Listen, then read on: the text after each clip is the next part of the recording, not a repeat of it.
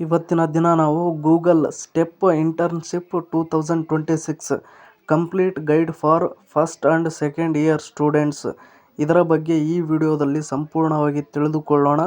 Miss ಮಾಡದೆ ಈ ವಿಡಿಯೋವನ್ನು ಸಂಪೂರ್ಣವಾಗಿ ನೋಡಿ ಹಾಗೂ ಇಷ್ಟ ಆದರೆ ಸಬ್ಸ್ಕ್ರೈಬ್ ಆಗೋದನ್ನು ಮರಿಬೇಡಿ.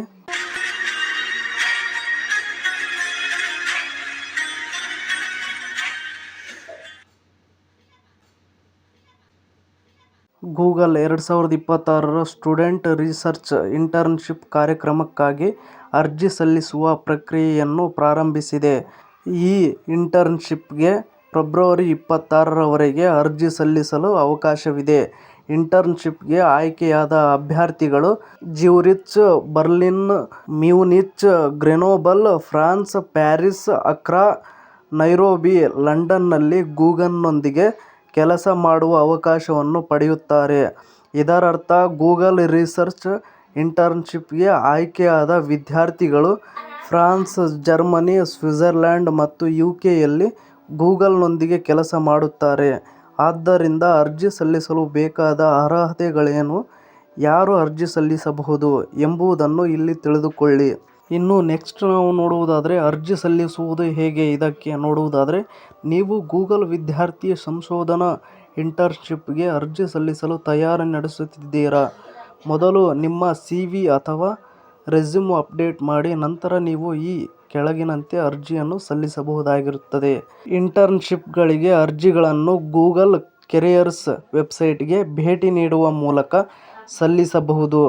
ಗೂಗಲ್ ಕೆರಿಯರ್ಸ್ ವೆಬ್ಸೈಟ್ನ ಮುಖಪುಟದಲ್ಲಿ ಅಪ್ಲೈ ವಿಭಾಗದ ಮೇಲೆ ಕ್ಲಿಕ್ ಮಾಡಿ ಅದರಲ್ಲಿ ತೋರಿಸಿರುವ ರೆಸ್ಯೂಮ್ ವಿಭಾಗದಲ್ಲಿ ನವೀಕರಿಸಿದ CV ಅಥವಾ ರೆಸ್ಯೂಮ್ ಅನ್ನು ಅಪ್ಲೋಡ್ ಮಾಡಿ. ನಂತರ ಸಿದ್ಧಪಡಿಸಿದ ಪ್ರತಿಲಿಪಿಯನ್ನು ಶಿಕ್ಷಣ ವಿಭಾಗದಲ್ಲಿ ಅಪ್ಲೋಡ್ ಮಾಡಿ. ಇನ್ನು ನೆಕ್ಸ್ಟ್ ನಾವು ನೋಡುವುದಾದರೆ ಪದವಿ ವಿದ್ಯಾರ್ಥಿಗಳು ಸಹ ಅರ್ಜಿ ಸಲ್ಲಿಸಬಹುದು. ಇನ್ನು ಅರ್ಹರು ಇದರ ಬಗ್ಗೆ ನಾವು ನೋಡುವುದಾದರೆ ಪದವೀಧರ ವಿದ್ಯಾರ್ಥಿಗಳು ಗೂಗಲ್ ವಿದ್ಯಾರ್ಥಿ ಸಂಶೋಧನಾ ಇಂಟರ್ನ್ಶಿಪ್ಗಳಿಗೂ ಅರ್ಜಿ ಸಲ್ಲಿಸಬಹುದು.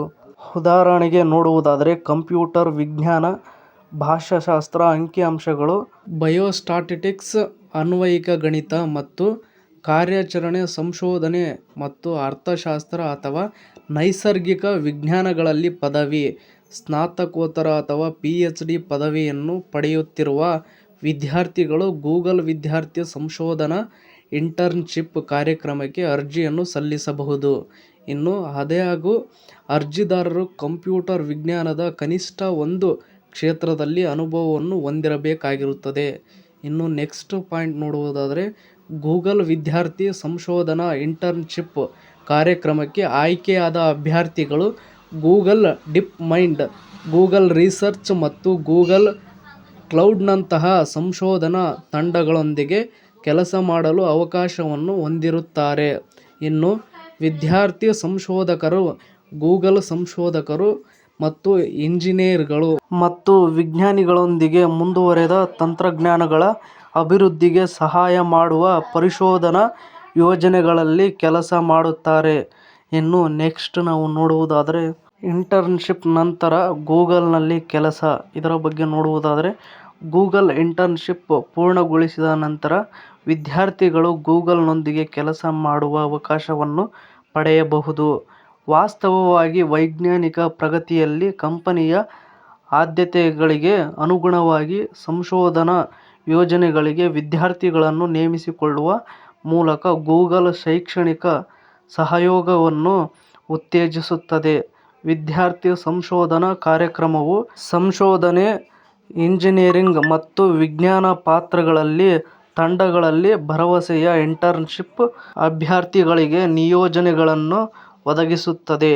ಇನ್ನು next Google student internship programme ಬಗ್ಗೆ ತಿಳಿದುಕೊಳ್ಳಲು ಮತ್ತು ಅರ್ಜಿ ಸಲ್ಲಿಸಲು ಈ ಲಿಂಕ್ ಮೇಲೆ ನೀವು ಕ್ಲಿಕ್ ಮಾಡುವ ಮೂಲಕ ಅರ್ಜಿಯನ್ನು ಸಲ್ಲಿಸಬಹುದು. ಮತ್ತು ಇದೇ ತರಹದ ಮತ್ತಷ್ಟು ಉದ್ಯೋಗಕ್ಕೆ ಸಂಬಂಧಿಸಿದ ಸುದ್ದಿಗಳನ್ನು ಓದಲು ನಿಮ್ಮ ಜಾಬ್ಸ್ ಆ್ಯಂಡ್ ಎಜುಕೇಷನ್ ಅಪ್ಡೇಟ್ ಚಾನಲ್ಗೆ ಸಬ್ಸ್ಕ್ರೈಬ್ ಆಗಿ. ಈ ವಿಡಿಯೋ ನೋಡ್ತಿರುವವರು ಇನ್ನೂ ಯಾರ್ಯಾರು ಸಬ್ಸ್ಕ್ರೈಬ್ ಆಗಿಲ್ವೋ ಪ್ಲೀಸ್ ಎಲ್ಲರೂ ಸಬ್ಸ್ಕ್ರೈಬ್ ಆಗಿ ನಿಮ್ಮ ಜಾಬ್ಸ್ ಆ್ಯಂಡ್ ಎಜುಕೇಷನ್ ಅಪ್ಡೇಟ್ ಚಾನಲ್ಗೆ ಸಪೋರ್ಟ್ ಮಾಡಿ. Thank you for watching friends. ಎಲ್ರಿಗೂ ಧನ್ಯವಾದಗಳು.